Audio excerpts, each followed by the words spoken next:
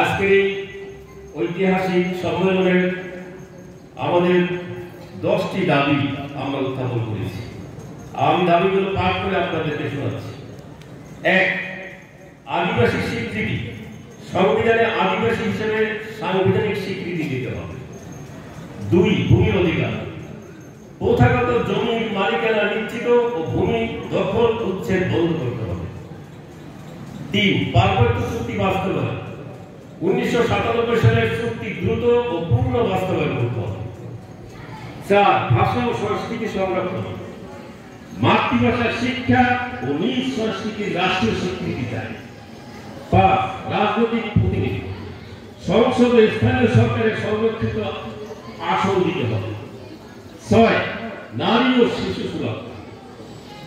আদিবাসী নারী ও শিশু নিরাপত্তা সুরক্ষা কার্যকর ব্যবস্থা নিতে হবে। 7. শিক্ষা ও চাকরির কথা। শিক্ষা, স্বাস্থ্য, সরকারি চাকরিতে আদিবাসীদের জন্য প্রণালীকে চালু করতে হবে। 8.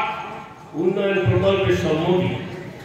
আদিবাসীদের সম্মতি ছাড়া কোনো উন্নয়ন বা খনিজ প্রকল্প নেওয়া যাবে না। 9. আন্তর্জাতিক সনদ বাস্তবায়ন। ইউএন ও ILO 169 কনভেনশন বাস্তবায়ন করতে হবে। 10. আদিবাসী ভূমি কমিশন। একটি স্বাধীন জাতীয় আদিবাসী ভূমি কমিশন গঠন করতে হবে।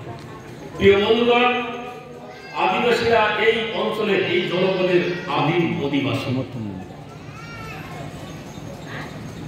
অথচ একটি মহল এই আদিবাসীদেরকে বলা হয় তারা ভিন্ন দেশ থেকে এসেছে, তারা অস্ট্রেলিয়া থেকে এসেছে। আমরা তা মনে করি না। আমরা পরিষ্কার মনে করি এই জনপদে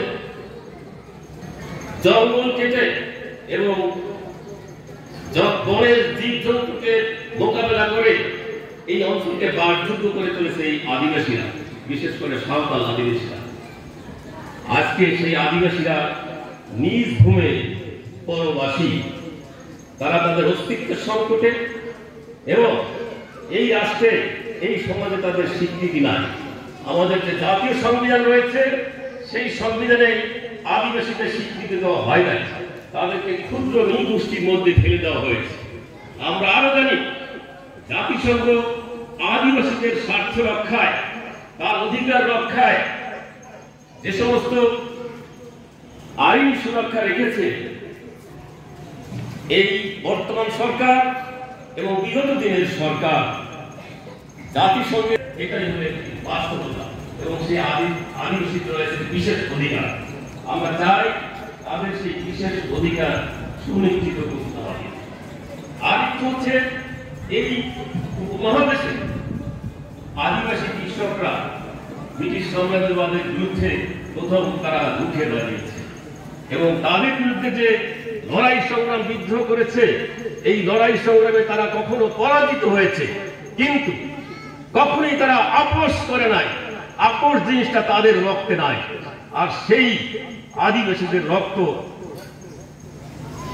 সেই যারা শহীদ হয়েছে, আত্মদান করেছে, তাদেরই রক্ত আমাদের ধমনীতে বহমান। কাজেই আমরা আশাবাদী আদিবাসীদেরকে এই দেশ থেকে কেউ নিধন করতে পারবে না। আদিবাসী একটি বাস্তবতা এবং তারা সংগঠিত হচ্ছে, সংগঠিত হয়ে তারা এই দেশকে গড়ে তুলবে, এই দেশের সমস্ত কাজে কর্মে তারা অংশগ্রহণ করবে। আমি এই আশাবাদ ব্যক্ত করছি কিনা এবং সমর্থন আছে কিনা তার হাত থেকে আপনারা এই দাবিগুলো সমর্থন করছেন, তাহলে আমরা এই দাবিগুলো নিয়ে ভবিষ্যতে আমরা আরো তীব্র আন্দোলন করব এবং আদিবাসীদের যে আইনসম্মত যে অধিকার আছে, জাতিসংঘের যে সমস্ত সনদ যে সমস্ত অধিকার সুনিশ্চিত করেছে, সেইগুলো আদায়ের জন্য আমরা কঠিন আন্দোলন করে তুলব। এই শপথ ব্যক্ত করে আমি আমার বক্তব্য এখানে শেষ করছি।